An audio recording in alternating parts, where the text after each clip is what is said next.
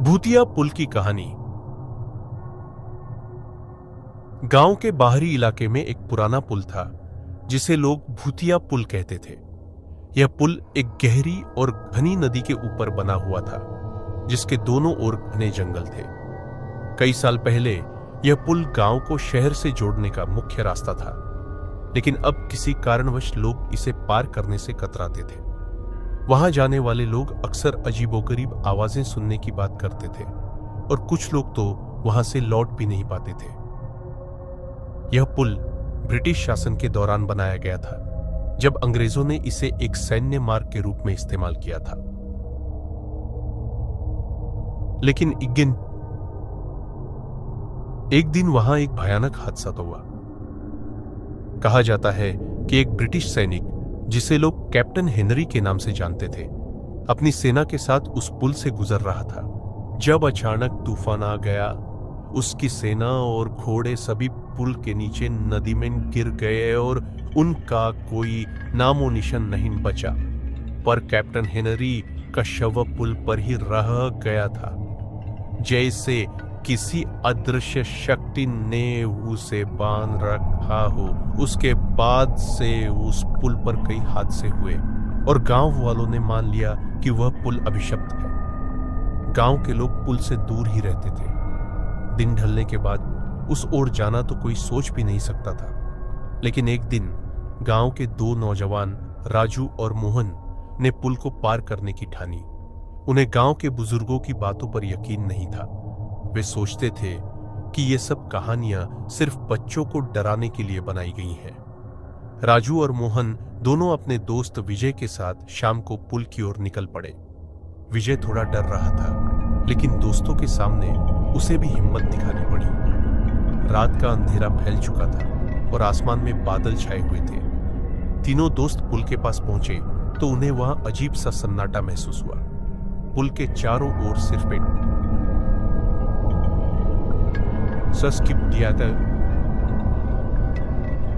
पेड़ों की सरसराहट थी।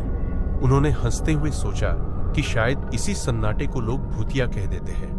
वे पुल पर कदम रखने ही वाले थे कि अचानक तेज हवा चलने लगी। हवा इतनी ठंडी थी कि उनके शरीर में कंपकंपी दौड़ गई। अरे, ये क्या था? विजय ने घबराते हुए कहा। कुछ नहीं, बस हवा है। राजू ने उसे ढांढस बंधाया। लेकिन जब वे पुल पर पहुंचे तो एक अजीब सी खटखट की आवाज सुनाई दी। ऐसा लगा जैसे कोई दूर से आ रहा हो।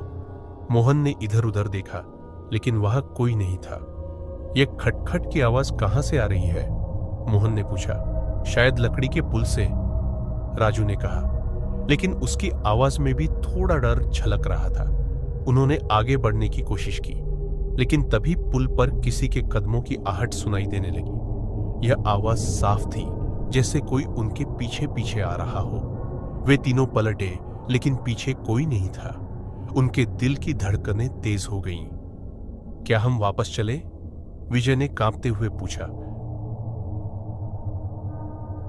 नहीं, अब हम डर कर नहीं भाग सकते।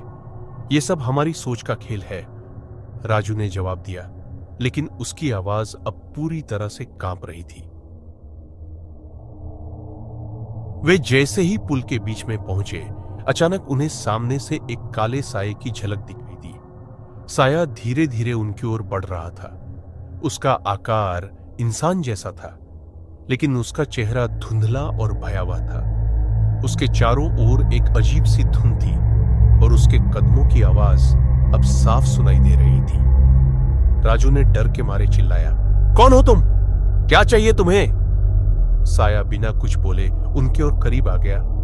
तभी हवा और तेज हो गई और अचानक चारों ओर घोर अंधेरा छा गया। तीनों दोस्त अब डर के मारे कांपने लगे। उन्होंने भागने की कोशिश की, लेकिन उनके पैर जैसे जम गए थे। साया उनके करीब आकर रुक गया। उसकी आंखें लाल लाल चमक रही थी।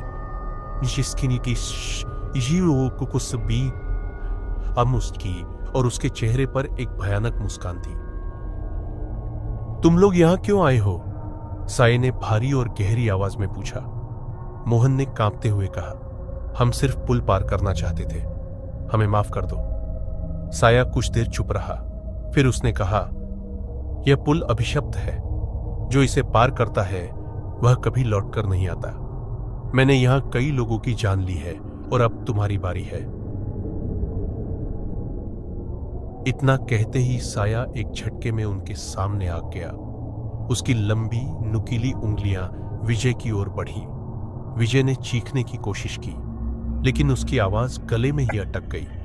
साये ने विजय को पकड़ लिया और वह उसके सामने ही हवा में लटकने लगा। उसके चेहरे पर खून उतर आया और उसकी आंखें फटी फटी रह गईं।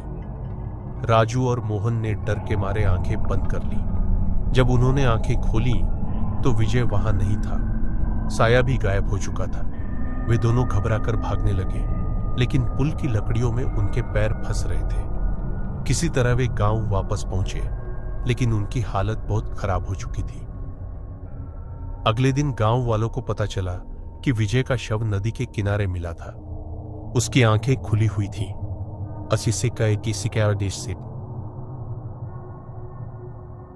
और उसके चेहरे पर वही भयानक डर छाया हुआ था।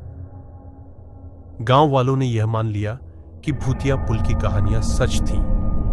राजू और मोहन ने कभी भी उस रात के बारे में किसी से कुछ नहीं कहा। वे बस चुपचाप उस खौफनाक अनुभव को अपने दिल में दफन कर चुके थे। उसके बाद से कोई भी उस पुल के करीब नहीं गया। वह पुल अब टूटने के कगार पर था, लेकिन कोई उसे छूने की हिम्मत नहीं करता था। लोग कहते थे कि जो भी उस पुल के पास जाता है वह कभी लौट कर नहीं आता।